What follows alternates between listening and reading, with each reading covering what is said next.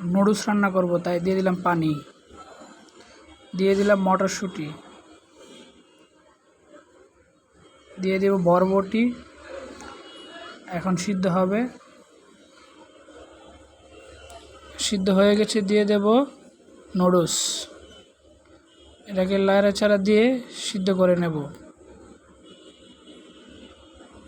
প্রায় সিদ্ধ হয়ে গেছে, এখন দেখি নামিয়ে নেব আস্তে ধীরে।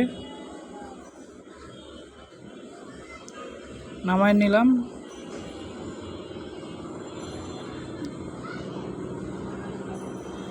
এখন আস্তে আস্তে ঠান্ডা পানি দেওয়ার চিন্তা করব। ঠান্ডা পানি দিয়ে দিলাম, দিয়ে ঠান্ডা করলাম। এখন কড়াইয়ে তেল দিব, সয়াবিন তেল দিয়ে দিলাম, কাঁচামরিচ দিয়ে দিলাম, পেঁয়াজ কুচি, তারপর দেব ডিম ভেঙে, তারপরে নাড়াচাড়া দেব, তারপর দেব লবণ স্বাদ মতো দেব। এখন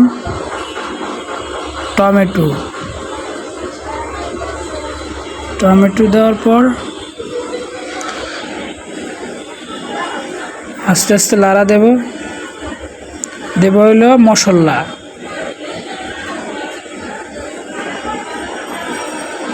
মশলা দিয়ে লাড়া দেব। এখন দিয়ে দেব নুডলস ঢেলে,